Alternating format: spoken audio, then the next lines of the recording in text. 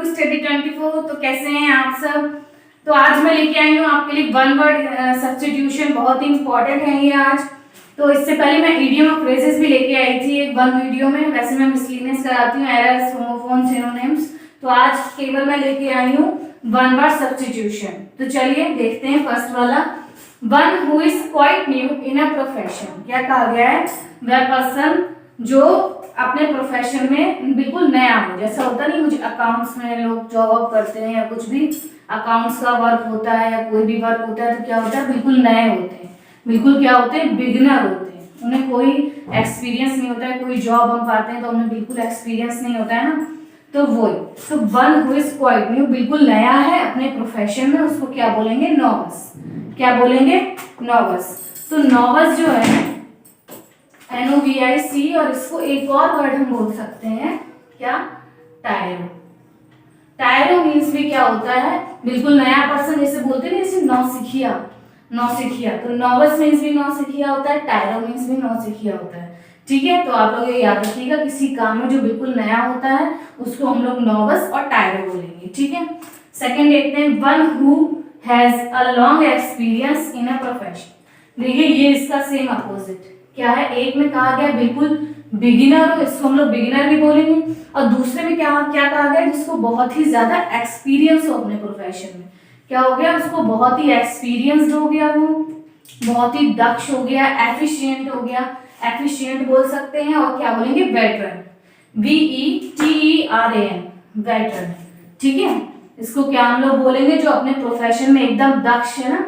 जैसे अरे ये तो मेरे बिल्कुल बाएं हाथ का खेल है, बोला नहीं जाता, ये काम तो मैं इजीली कर लूंगा, चुटकी में कर लूंगा, मेरे बाएं हाथ का खेल है। तो क्या वो बहुत ही ज्यादा एक्सपीरियंस्ड है उस काम में, बहुत ही दक्ष है, तो उनको हम लोग क्या बोलेंगे, वेटरन। ठीक है, स्किल्ड।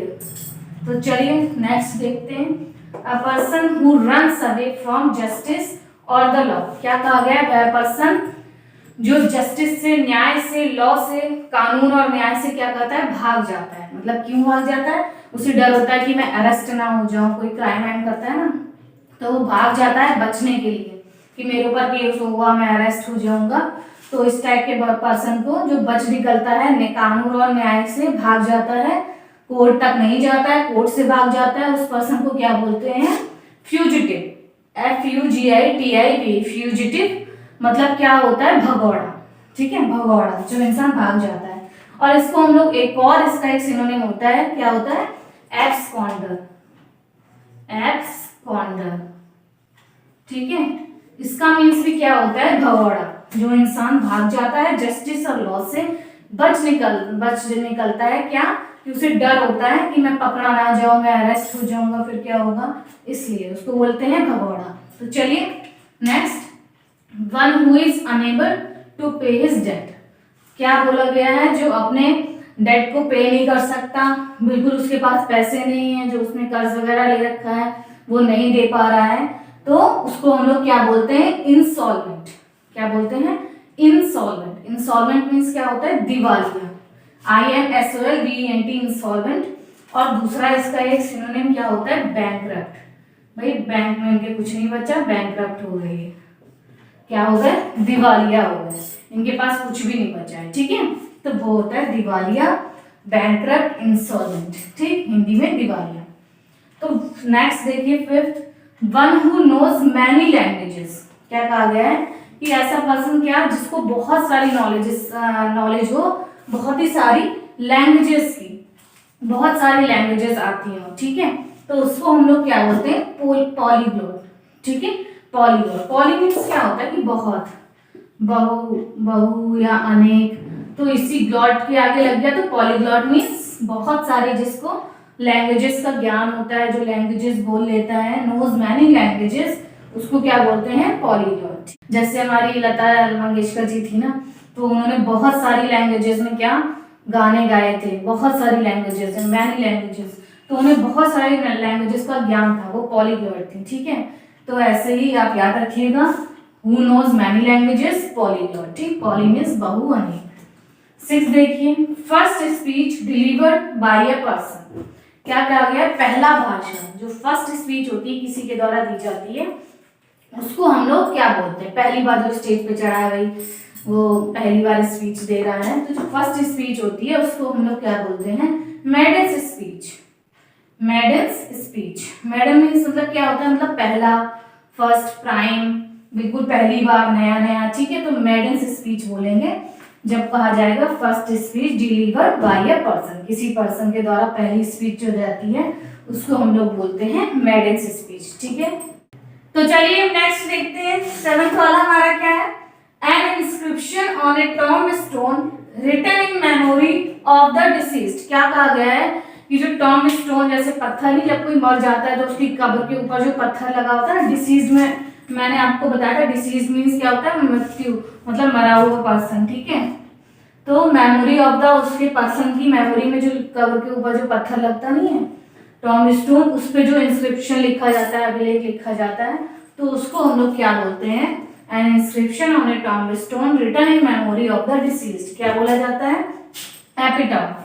क्या बोला जाता है, एपिटाफ, EPITAPH। एपिटाफ क्या, जो इंसान की मृत्यु हो जाती है उसकी याद में उसकी कब्र के ऊपर जो पत्थर लगता है उस पे जो संदेश लिखा जाता है उसको हम लोग क्या बोलते हैं, एपिटाफ, ठीक है।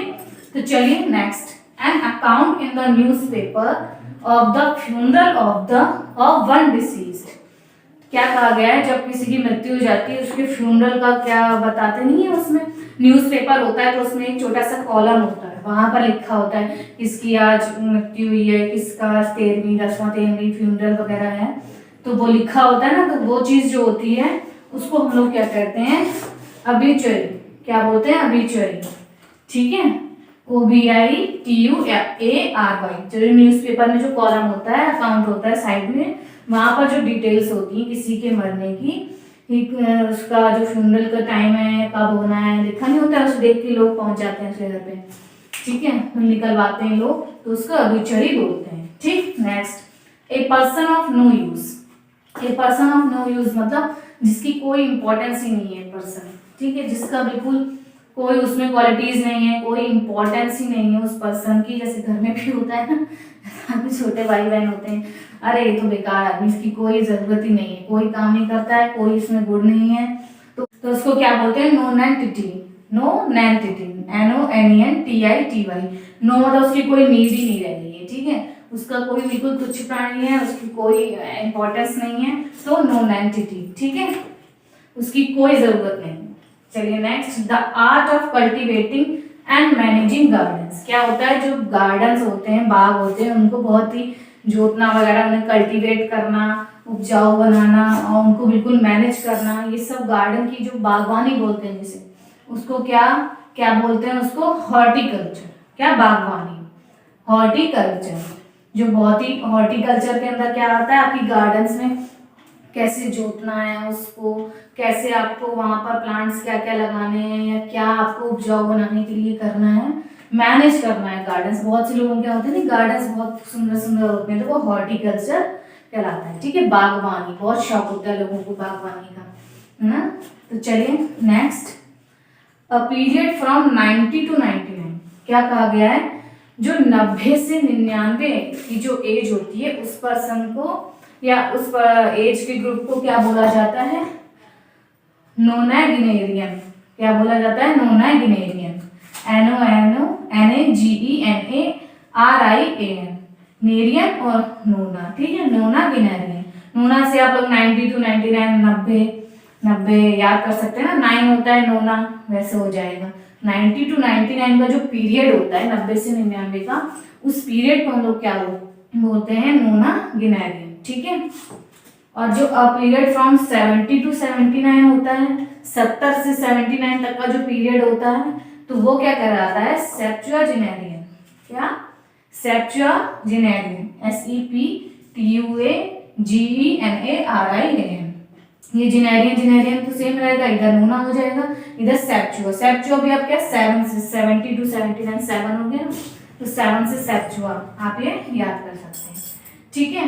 तो आज के इम्पोर्टेंट 1 वर्ड थे, मैंने आज कितने 12 करवाए हैं, तो आप उसे नोट करिएगा, बहुत ही इंपॉर्टेंट है, एग्जाम्स में पूछे जाते हैं। आपको पसंद आए हो तो प्लीज़ इसी तरह और वीडियोज़ अगर आप चाहते हो तो प्लीज़ चैनल को लाइक शेयर और सब्सक्राइब करते रहिएगा। तो चलिए मिलते हैं नेक्स्ट वीडियो में।